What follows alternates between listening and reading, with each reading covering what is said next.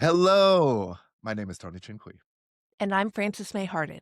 and welcome to Social Rounds, the podcast in which two of the happiest surgeon dropouts you'll ever meet give our unsolicited opinions on the states of medicine, the world at large, pop culture, and whatever else we happen to find interesting. And welcome to episode 16.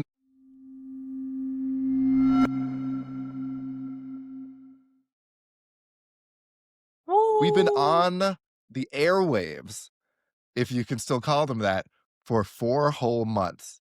Every week, coming at your faces. I can't believe it. Like Francis May, have we achieved, you know, all that we've set out to achieve with this podcast at this 4-month mark? yeah. I think that I think as I see it, we had two goals. Number one, push the boundaries of how irreverent a physician can be in public. Number two, I feel we're doing that. yeah, yeah, some more than others, but yeah. Number two Some was, more, yes, much was more. to educate and bring topical news. I don't know that I've educated or brought that much to the table, but if anyone doesn't believe the passage of time, my hair just literally keeps getting shorter every month. I'm going to have no hair by the end of the podcast. I'm tell you something about short hair. It's very freeing, and if it's been many years since you felt like the wind through your scalp, like there's no feeling like it. So I suggest just buzzing it down. Buzz one side down like a cool kid. One side. Asymmetries bother me. But I am not against Unsurprising. getting rid of it all. Yeah, I know. See, and now we all know the myriad things that bother me. And it seems like people are fairly interested, having fun. They appreciate that we don't sound like the other doctors who have, administrations who could come after them if they spoke their minds. Because we said fuck those guys. So we're happy to have you here, and we're gonna keep doing it. We're gonna keep going as long as we can possibly go.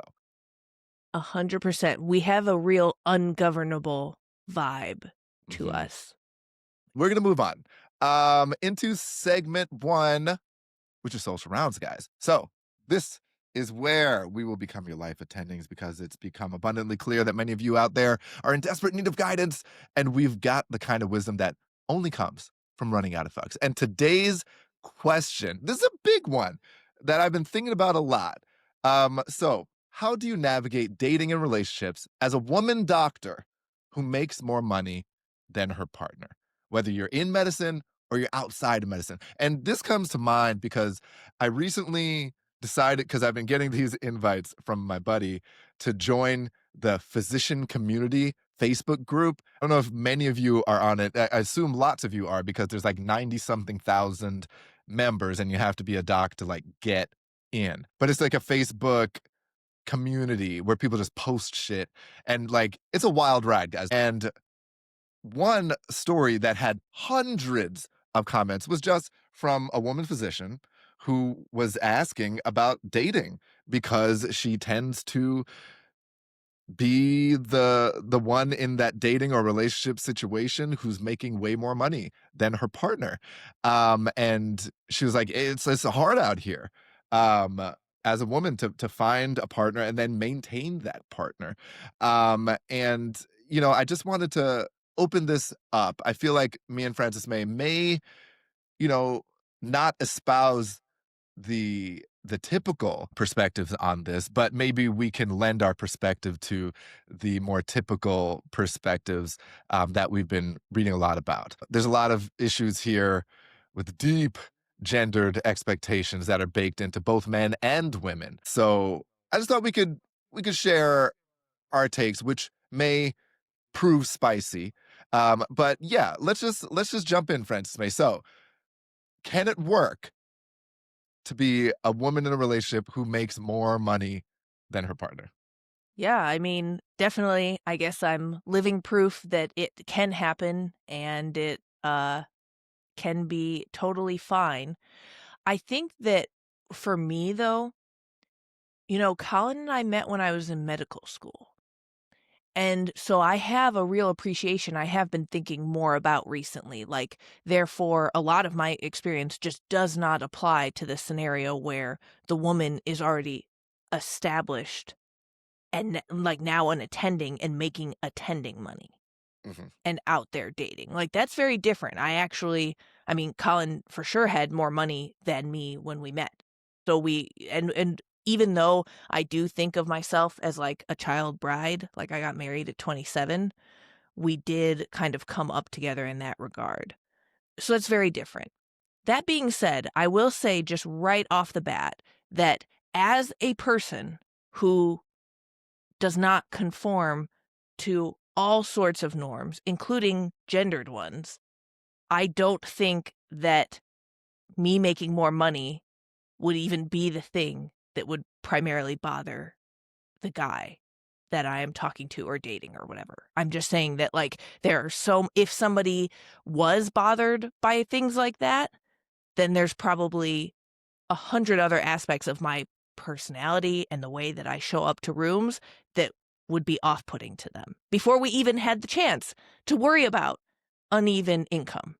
Reasonable. Here's my question to you. So yeah, so you and Colin met early. You weren't thinking about money or anything like that, but Colin was making more than you at the time. Your potential income, is on the horizon. Like, yeah, you were gonna make money later on. But let's take money out of it for a second because I think that there's this people use the term intimidating or intimidation a whole lot when they're talking about, being a woman trying to date.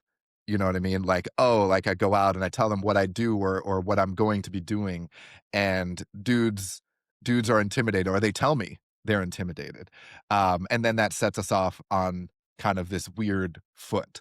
Um, I don't know if you experienced that, maybe not with Colin, or maybe with Colin in the early days, but or if you experienced it with other partners, you know, because I like speaking from the experiences shared with me by women in my life, that was a big, big deal. Like, for example, my mom, like, she got divorced when I was a teenager, but anytime, like, thereafter, when she'd meet dudes, and she's a psychologist, she's got a doctorate degree and all that sort of stuff. The thing that would come up apparently a lot of the time, right off the bat, was that she was intimidating because of her intelligence and perceived ambition.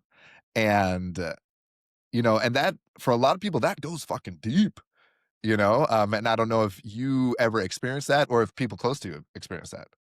Yeah, I do. I think that part of it is probably, again, being like physically intimidating. Like, when I was on the dating Oh, you're scene, also I, you're also a giant, yeah. yeah, like I was 6 feet tall, and then I refused. This was a deliberate decision. I refused to wear flats. So Hell I was in yeah. 4-inch heels in the club. Mhm. That's what I And listen, that's what I always say, like, anytime I meet any of these tall girls, I love when they're wearing heels. I was like, "Don't make yourself short around these fucking dudes." Like, you flex, whatever makes you feel sexy, get them heels. I'm so glad you're part of that club. it really, like, it's self-selecting. That's why I Mm, encourage it. Like, I definitely, um, I've talked a little bit about the orange suit theory, which is that, like, yeah, if you're going to a conference, it's okay to wear, like, the loudest thing that you have. That's not loud does not equal unprofessional. And yes, it mhm. means that maybe a couple people won't come talk to you at the event. You didn't want to talk to those people anyway. And that really, to me, that's like part of the wisdom that I got or really came to understand the past few years. But the one thing I did right in my 20s is I didn't shy away from the heels. But truly, then you can picture in any of these scenarios, like all the guys that I dated, they saw that I was towering over just crowds of people, still came over in the bar and we started dating from there. So again, if they were going to be intimidated, we already weeded them out, usually visually, or if not that, then my personality is so particular that like by the end of half of one conversation, people would be like, okay, I have an idea of like what this weird cat is like. My main piece of advice to people is just to like not water down what you're doing. I will say that so when I think to um people that I know who get into repeated patterns or sometimes like deep water in these scenarios, they are watering themselves down in a way that they can make it work for about a month with a person who doesn't know them that well, but you are just it's not a good use of your time. And if you could have just started by being like really upfront and really yourself, then you can cut to the chase. And I'm not saying that the guys that I dated before, not necessarily angels or anything, but I will say to their credit, pretty much inherently by definition, they were not men who were intimidated by intimidating women. Hmm. I like what you said there about not watering down because honestly, like that's what I've always found attractive personally. Like just growing, I don't know, because yeah, I don't know where it came from that I kind of escaped that particular type of insecurity where I would need to be smarter than my partner or make more money than my partner. Like ever since I can remember, like I would bemoan if I met someone or started dating someone who wasn't as smart as I was, because I would get bored. And then I would be like, well, what are we even talking about here? Like I'm looking to, spar verbally, and I'm looking to tell intelligent jokes and like have deeper conversations about how the world works. I recognize like for a lot of the people, a lot of the dudes out there, like I know I'm sadly still in the minority because like I recognize, how we're socialized to provide and wrap our identities up in our ability to do so. And anybody who threatens your ability to just provide on your own without their help, you know, um, if they can do that, then what do you have left? You know what I mean? And if you're a dude who finds himself in that particular frame of mind, if this resonates with you, I invite you to examine that, because like there should be. I'm not gonna say there is, I don't know y'all, but, like, there should be so much more to what holds you together as a person. There should be so much more to what makes you a man than the societal expectations of manhood. That's been a big thing that I've had to figure out over the course of my life. I really, like, had to figure it out, like, in relation to, my relationships with women. Like I had a lot of problems, in how I related to folks who I had relationships with. This just happened to be not one of them, but I had plenty more, and I had to do a lot of examination of because I was carrying around all this stuff. My relationship with my father, how it was suboptimal. He wasn't around so much, so I went through my whole life telling people telling me, "Oh, you need a strong male figure in your life, right? Like, since yours isn't around, let's find you another one. There's something missing in you because that doesn't exist." And I internalized that and didn't know where to find this missing piece until I realized, like, through lots of trial and error, that, like, hey, maybe there's not a missing piece. Maybe there's more to being a man than, learning from traditional other men. You can be a whole ass man learning from the women in your life too. And you got to enjoy that. Like, you have to understand, like, part of being a grown man, most of it is learning to love who you are, just yourself, all your weirdness, all that stuff, and living that stuff out loud. It's not how you can like take on these roles and all that shit. Um, so anyway, that's my dude perspective, for what it's worth for dudes who are listening. But I would say also, like, yeah, don't I don't want to see no ladies watering themselves down. Don't go out there watering yourself down. And because I think, like, I mean, I don't know if you have friends who you've witnessed do this. I have plenty of friends who I've witnessed do this, and their lives have kind of devolved over time. But that like kind of doing that to like feed someone else's ego breeds resentment in you. It makes the relationship really toxic in ways that you might not recognize for a while, and you don't fucking need that. Yeah, life's too short for sure. I love too how Tony will just like throw his friends under the bus. I'll Tony's like, do it. honestly, all my friends do this. Like, I don't have that many friends, Tony. I'm not gonna like blow up their spot, you know? You don't have Like, to. Yeah, that's okay. You can leave that to me. I was like, if I've known you for a long time, just know I won't say your name, but I'm gonna come after you with intense specifics, so you know exactly who the fuck I'm talking about. no, I love it, and I do think that my main takeaway is that Tony and I both have so many other dysfunctional things that We we got can other bring to problems, yeah. relationships. The money, the wage gap is legitimately like the least, it doesn't even crack top 100 problems that we bring to the table romantically. Thank God, because if it was, then we would be two very lonely people. Boring. Um, And we'd be and boring. super boring, guys. Now, on to our next segment, which is news, in which we give our rapid fire takes on news of medicine out of the real world. And I like this story. So this week, this is the story of technology actually helping to save lives out in the wild. So for this one, we're going all the way to India to meet Sahil, a 26-year-old businessman. And he'd been on a work trip one day, like spent the day doing business as a businessman does. And then when he was done, he decided to treat himself to a movie before taking the train back to his city. So he's sitting in the movie theater. As soon as it starts, his Apple Watch alerts him of a dangerously elevated heart rate. And he was like, that's strange. It's never done that before. So he decided not to take the train off. He went straight to the hospital where the doctors found him to be tachycardic. He had like heart rate of 125 a minute and with a blood pressure of around 180 over 20. So this is problematic for those of us not in medicine listening to this. This is what we call a hypertensive urgency, and it can rapidly lead to organ damage in the forms of stroke, heart attack, kidney and eye damage and failure. All that stuff is super bad news. But it was all avoided because of the watch. So Sahil, of course, went on to purchase Apple Watches for every member of his family to keep them safe. And he even wrote Timmy Cook, the Apple CEO, about his experience. And guys, Tim Cook wrote him back. And he wished him well. He thanked him for sharing his story. He was glad that his, tech conglomerate could aid in, the saving of lives. So I found this very heartwarming and actually very interesting. Because like Francis May, do you have one of these smart watches? I do. I used to wear it when I was at the hospital just for ease of like texting and receiving messages and stuff in patient rooms. But I do Yeah. not wear it anymore. What about you? Yeah, I wear no watch. I used to at certain points, but just, I wear the analog old school watches with, gears and things, because I like them.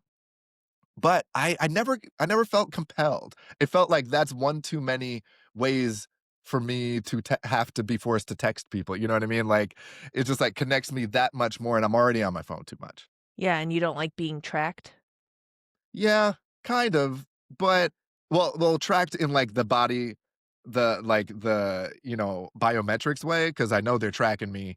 They know my location and all I Yeah, talk yeah, about. they know it from your other devices. I know. It Yeah, just yeah. feels like another way to have my personal freedoms infringed upon. I sound like Ron Swanson from Yeah, Parks man, and but, Rec. like, I know, like, lots of people use them, and that mostly, like, people tend to use them for, like, fitness and stuff, like, they wanna like, "Imma check my steps, and my watch tells me how many steps and how many steps I take in my sleep," and all that shit, but, like, I didn't know that it would alert you to stuff like this, and how does it know, like, "Okay, this is problematic," 1, because the rate is high, but 2, because I know that the rate is high and other things I'm tracking about you aren't high. Like you're not exercising right now, and I know that.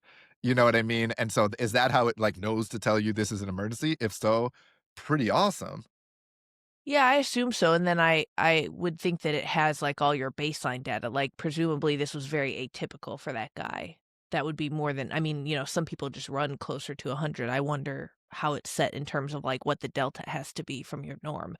Mm. Honestly, the most depressing part of this story for me, because I agree, kind of a feel-good Tell story, me but I what's can make depressing. anything Yeah, depressing. please. I Yeah, can no, make this is great. absolutely anything depressing, so don't even try me. Um, I forgot my gauge is so off from practicing, like just in ENT clinic, 180 over 120. We wouldn't even blink an eye at that. If we started doing something about that when people showed up with that blood pressure, we couldn't even get through a day. 200 was our cutoff because at, 200. at 200 Yeah, you get escorted down to the emergency room. But I just mean yeah. like This is certainly we all like still dependent on your context, right? Like if you're like in certain parts of the country, certain cities where like the community is not as healthy as they should be, you gotta watch your resources and that sort of thing. That though, 180 over like if your diastolic is 120, it's never great. Like Yeah. I would raise an eyebrow at the very least. I got a little desensitized, just my eyebrows didn't raise. And the Botox. Yeah, it's tough. Do they raise? Let's see. Wow, I'm doing it with right now. maximum effort, guys. Look at that. Yeah. That's Yeah, something. okay. No, that's pretty good. Guys, she can still do it. And she has no creases in her forehead. It's incredible. So okay. So the question is now, like, because it can, and like I've heard other devices, like there are smart beds now Mhm. that can like listen to your body and like inform you of stuff going on. Personally, I think I worry about information overload. I don't want all this information constantly. But then on the other side, like, is it should I have some, or do I just like ride out the lightning if, it's my time and, I'm gonna have a stroke and, like, that was the plan all along. Yeah, I don't wanna know that much about myself. Also, those beds are really expensive, like, part of the reason that I That's don't true. have any of this tech is because, like, that's not where I would choose to It's not where we put the money, spend my like, we money. need the phone, but we don't need, like, the texting on your I don't even know how you text on your wrist. Like, do you have to talk to it, or is it mostly for reading text, like, on your Just for reading, receiving. I mean, like, during residency, it was really big just to yeah. literally be like, "Okay, is this urgent or not, or is it a new consult or not?" Mhm.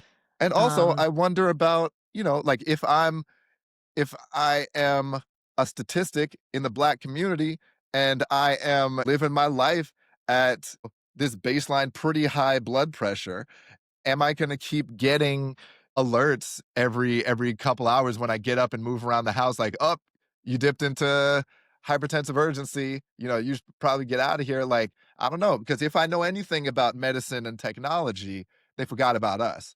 And they're not tuning it that for it's us, yeah, and that's just going to be a problem. calibrated. Yeah. Yeah. So I came into this conversation hopeful. You've successfully made me pessimistic. And now, fuck that watch. We don't want it. Say it could save It's other a nice people's lives, but story. It's a I don't nice it's a nice story. story. I'm glad I I'm mean, glad Sekio's alive. you literally sound like you were paid by, like, Big Apple to run this story, but it's a nice story. It's It's a fine. nice It's nice. story, right? These things happen in the real world, but then, I had to put my critical hat on, which you always wear, and now, my skepticism has returned, and I think that's for the best. Um, so sorry, Apple Watch, you're not getting me. And you're not getting Francis May either. We don't want that shit.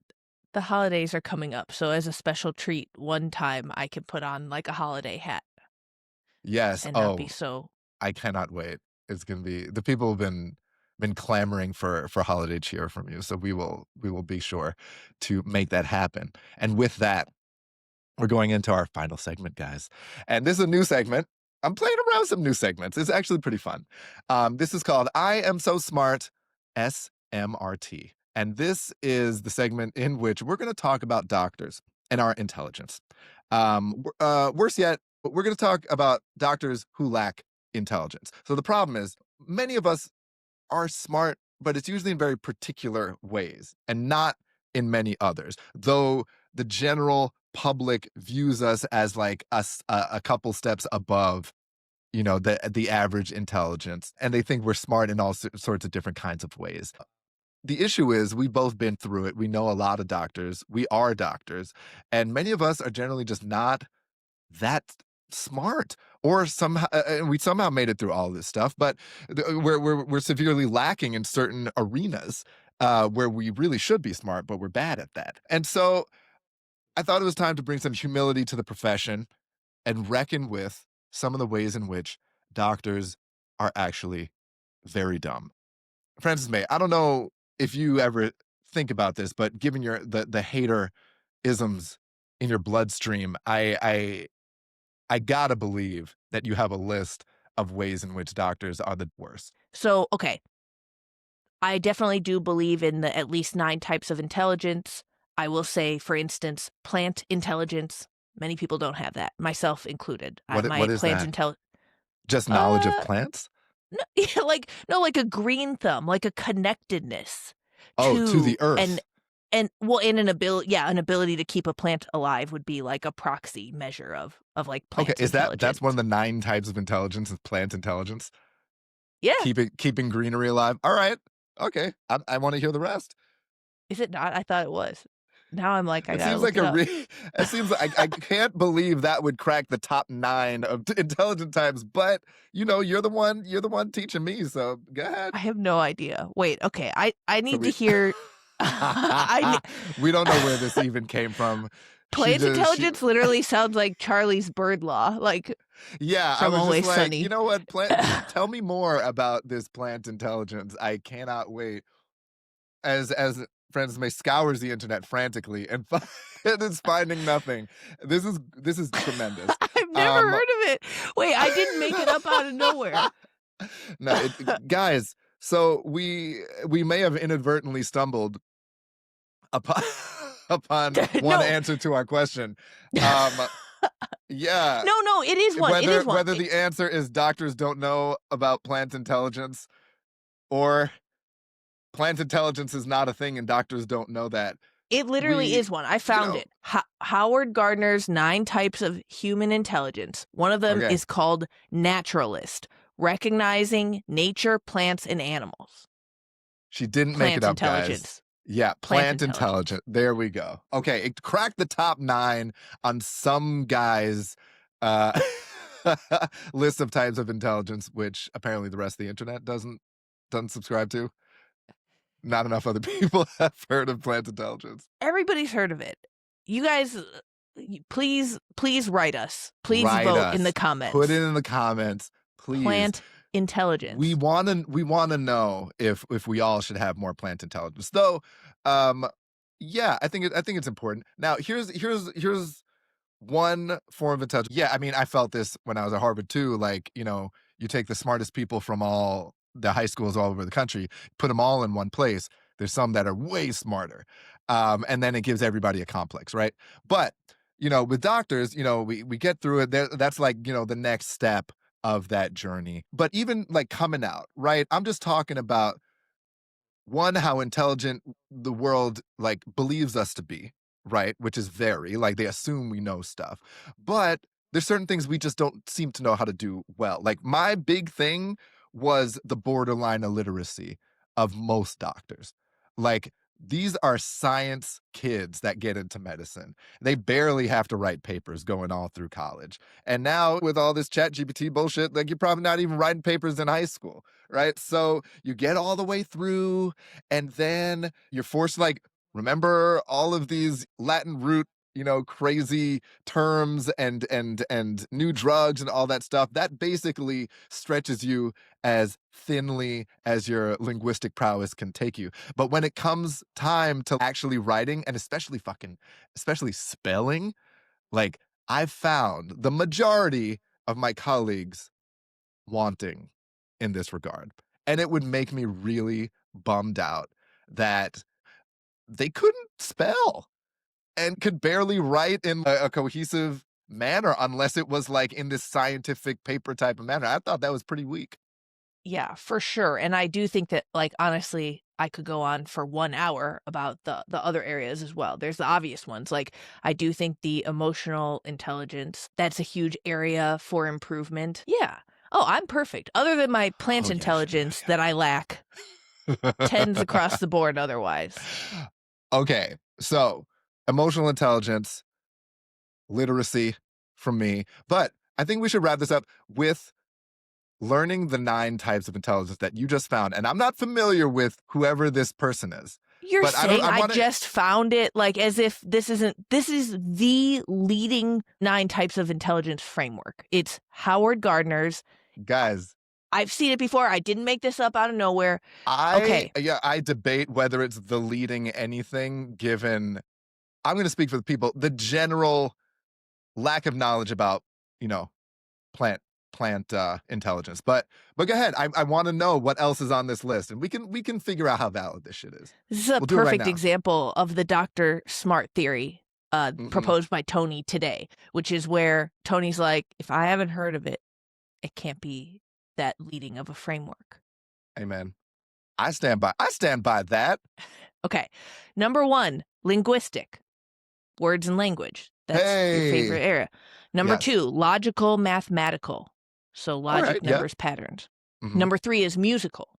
Rhythm, pitch, and Mhm. tone. Bodily, kinesthetic, physical control and movement. Mhm. Number 5 is spatial, so visualization, thinking in images. Number 6 is interpersonal, understanding others. Number 7 is intrapersonal, self-awareness and inner feelings. That's a tough one. Yeah. Yeah, we hate Yeah, that. I don't wanna dig in to my brain. It's dark in there. Number 8, naturalist, recognizing nature, plants, and animals. Plants. And then existential, deep questions about life. Like this So list? we should definitely both take like BuzzFeed quizzes to find out I what our wanna know where I intelligences stand are. because I was trying to think about my intelligences because it feels like I've got a few here and there, and I don't have others, but I think that's great, and I think that the takeaway, if you are in the physician community out there as we are, and you have embraced the idea that you're probably smart and probably right about things, and if you don't know them, then they must not be things, which I have just given you an example of. Listen to that list and pick one thing to say, I'm gonna work on this. I'm gonna learn a little bit more about myself in this arena. Because it's not any one of us has zero intelligence in any one of these places. All these can be learned to a certain extent. And this will help you become a better, more complete, and more interesting person, honestly. If you can, dig into to plant knowledge. Do the I real would work, do sooner some existential shit. No, I would sooner learn about plants than know myself better. So I'll do that one. Yes. Knowing yourself is a lot of work. I would actually I like what is it, kinesthetic? Yeah, bodily Understand, like, kinesthetic. yeah, I wonder, yeah, you can get better at that. People, like, Yeah. learn yoga and get good Mhm. at it over time and then can, like, make their body do things that they wouldn't have been able to do. Maybe I should do that because my body's failing me at a really rapid rate these days. Anyway, great. Intelligence, done. We've covered it. And with that, another successful and legendary episode of Social Rounds comes to a close. Francis May, take us out, please. Thank you so much for listening this week to Social Rounds. If you enjoyed the episode, please subscribe, rate us 5 stars, leave us a review, and check out our website, hippocratic-collective.com, for more shows and content like this. Thanks again for tuning in, and we'll see you next week. Bye.